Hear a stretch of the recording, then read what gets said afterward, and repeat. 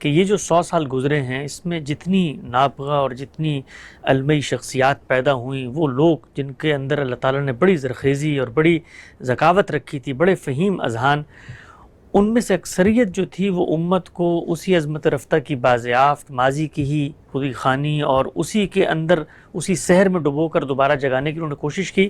اس سب میں ایک نعرہ لگا پورے عالم اسلام میں، وہ تھا سیاسی اسلام کا نعرہ، کہ ہم نے سب سے پہلے مذہبی حکومتوں کو اپنے ہاں مستحکم کرنا اور پھر یہی ایکسٹینشن کریں گی، عالمی سطح پر اس ایجیٹیشن کو پھیلانا ہے۔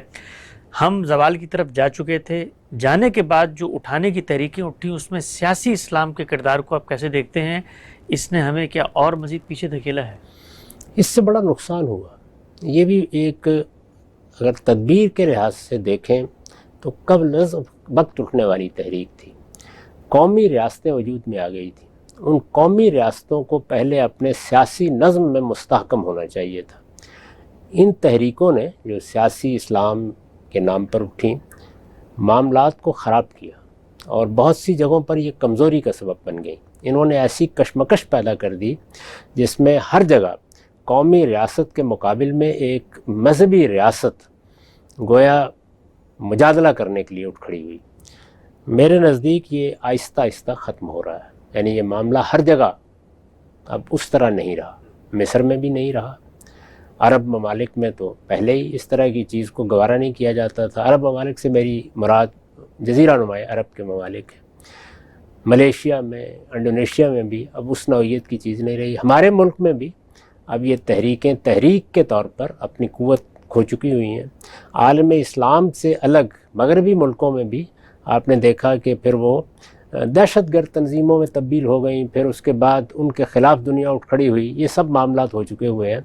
تو اس سے بھی میرے نزدیک کوئی چیز آہستہ آہستہ ختم نہیں ہوتی۔ اصل چیز یہ ہے کہ کیا فکری سطح پر اب یہ قوت باقی ہے؟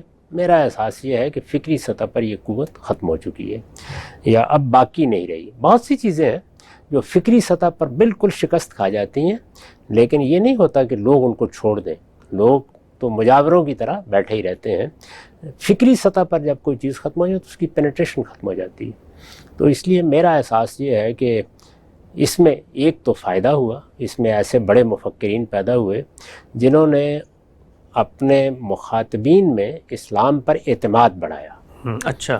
اور جو صورتحال ایک یلغار کی صورت میں پیدا ہو گئی تھی، آپ اخوان کو دیکھ لیں، جماعت اسلامی کو دیکھ لیں، آپ ڈاکٹر ناصر کے کام کو دیکھ لیں، معشومی کو دیکھ لیں، اسی طریقے سے نہضہ کو دیکھیں الجزائر میں، ہر جگہ یہ خدمت انجام پائی۔ اس لیے کہ کوئی غلط سے غلط چیز بھی جب دنیا میں اپنا عمل انجام دیتی ہے تو اس کے بعد فوائد ہوتے ہیں، لیکن سیاسی سماجی سطح پر نقصان پہنچا اور شدید نقصان پہنچا۔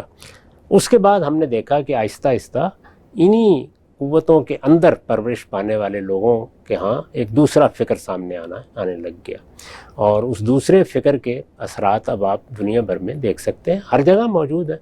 میں اس کا کوئی بہت تفصیلی ذکر، چونکہ اب وقت ہمارے پاس اتنا نہیں ہے، نہیں کرنا چاہتا، لیکن اگر آپ غور کریں گے تو مصر میں بھی، عرب ممالک میں بھی، اسی طرح مغرب کے پرانے ممالک میں بھی ایسا ہی معاملہ آپ انڈونیشیا میں دیکھ لیں، آپ ملیشیا میں دیکھ لیں، خود پاکستان میں بھی، اور بر صغیر کے حوالے سے دیکھیں تو ہندوستان میں بھی، ہر جگہ آپ کو ایک اور طرح چیزوں کو دیکھنے کا زاویہ ملنا شروع ہو گیا ہے۔